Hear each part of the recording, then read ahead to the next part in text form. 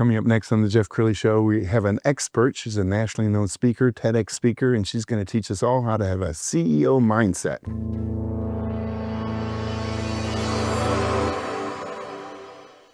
Many are predicting that the worst is yet to come, which is unfortunate, said one person here. Until now, they've enjoyed the reputation of being the nation's icebox. Watched a burglar in his home this morning by webcam. As a journalist of over 25 years, stories are what make my world turn. Reporting live from the Dallas newsroom tonight, Jeff Crilley, Fox 4 News. But in 2008, I took the jump from my familiar life and started a PR firm from my home. We're talking about anyone with a camcorder like the one I'm using becomes a television network. We started slowly growing the company, and we now have over 100 clients, and we've branched into the world of live digital broadcasting. I now own 8 different TV studios and have a huge team, and the stories that I now get to share are sometimes the most important of my life. Life has a funny way of coming around full circle. This is the Jeff Crilley Show. One of the most difficult conversations to have in any household is about money. Husbands and wives don't talk about it. They don't talk about it with their kids. And then suddenly you wake up and you're in credit card debt and you're in trouble and the spouse finds out about it. And sometimes the marriage ends. Somebody who knows something a lot about this subject is Kendra Cooke. She is a nationally known speaker, author. My friend, thank you for coming on the show. Thank you so much, Jeff. I'm excited to be here today. All right, let's start with kind of the basics. Like, why is money so taboo?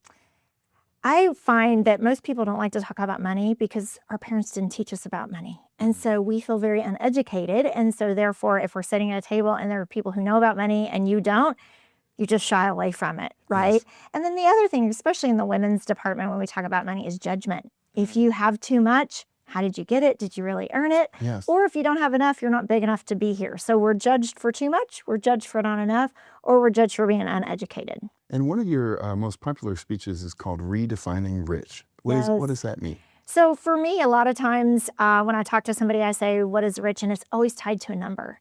And I just want to remind them that the word rich doesn't have a number behind it. It's not the fear, it's not the anxiety that money brings. It's really about clarity and control around your money. So it all starts with awareness. So when you can just be aware that, hey, we don't have enough, how do we get more? Or how do we get out of debt and put a plan together? There's that comfort and clarity around that. And so it makes it a lot easier. So we really dig into what's the emotion around money. Yes. And once you identify what the emotion is, then we can find a solution to get the emotion gone so we can get you into a rich lifestyle, which is peace and comfort and clarity and savings too, yes, but not just tied to a number. I love it. She's a very popular speaker, as I mentioned. Let's go ahead and show this little sizzle reel.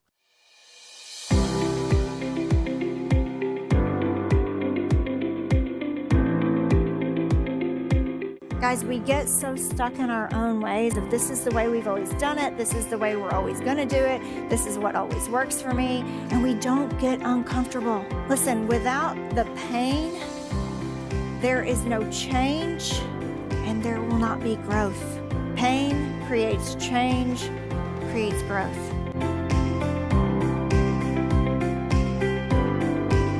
You have such great stage presence. Where we teased off the top of the show, you're going to teach us how to have a CEO mindset. First of all, what does that mean? Well, I think a lot of times people, even in a position, if they don't own the company, they don't run the company as if it was their own. And so I love to tell people that there are 4 pillars when it comes to owning a business. There's the administrative, right, where it's real easy to stay there because there's no rejection there. And then there's the technology, where I personally struggle. I have to outsource that because I'm not very good at it. Then there's the finances, which is so important, but it's the last thing that we want to pay attention to because it's kind of holding the mirror up to your face. And then the fourth one is sales, right? Sales and marketing, which most companies, you have to go sell to keep the doors open. So if we can get all of our employees, as well as the owner, to own that company with a CEO mindset, we're all going into the same direction for a winning culture. Yes, I can see why you're so successful. You also wrote an amazing book. Let's go ahead and put the book cover up on the screen. Embrace, Empower, Evolve. Yes. Tell us about the book. My book came out of, I thought I was going to retire, Jeff. I was like, I'm done. I've done it all. And that lasted about 3 weeks. And I thought, wow, I'm not ready to retire. So I always wanted to write a book. And my husband and I took a trip across the country for about 34 days. And I just started journaling. I'd been journaling my whole life. And I was like, what would I put in a book?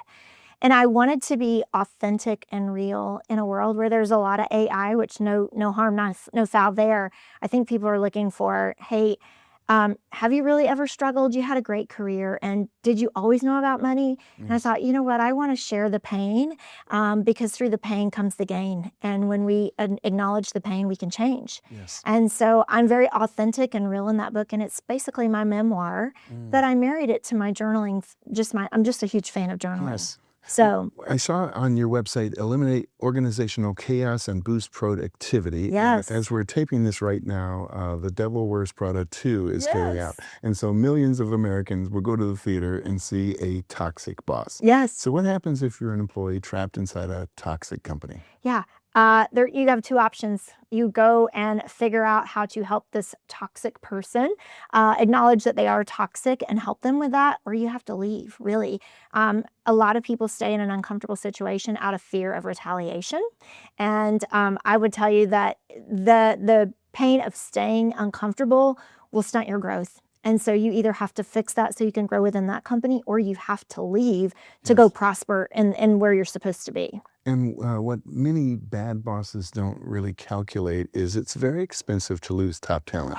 I think the numbers that I've seen is it's anywhere between half a year's salary and a year and a half salary to hire, recruit, train. And once they get good, they leave. Right. So at some point, a bad boss actually has to look himself or herself in the mirror. 100%. Yes, I agree that we always say it's about a year of salary that you lose.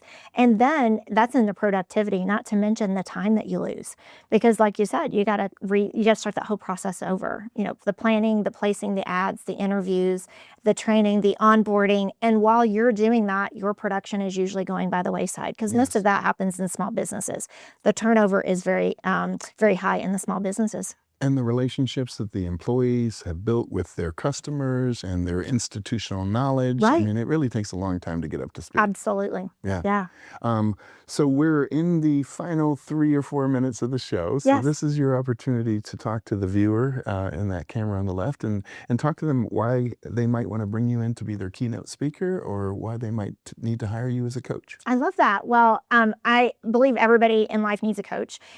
Even the top people, athletes, business owners, all of us need a coach. And so I always say I hired my first coach to show me what I didn't know. And what I didn't know was how broke I was. I was one bad month away from bankruptcy, and I had a thriving business knocking on the door of 7-figure income, and yet would just ignore that because I didn't like money and I didn't want to talk about money. It was very emotional for me. And that coach opened the door, and now I love to talk about money, and I love to help people figure out what that pain point is, what that emotion tied to their money is, and fix that so we can prosper and they can grow and they can have savings. And like I said at the start of the show, money is, for me, rich is not a number. It's not the money. It's the peace that the clarity and all of that brings to us. So on a small level, I do that. I do group mastermind coaching for women who are building 7-figure businesses, who want to work on prospecting, hiring a winning team for a winning culture, digging into their finances. How can we really shape their P&L? And then on the third side of that is for Keynote is I can talk to the brand new real estate agent after owning a business for 30 years. I can talk to a women's group on how to get it all done and get rid of that chaos. And as far as a keynote, how do we build those cultures within the team? So I feel like being an owner of a real estate company for so long, I'm pretty diverse to talk about a lot of topics. Outstanding. You've been an amazing guest. Thank you for sharing your heart and your wisdom with others. We're going to end with her website, which is KendraCooke.com, the great Kendra Cooke. Thanks for coming on the show. Thank you so much. That's it for now. We'll see you next time.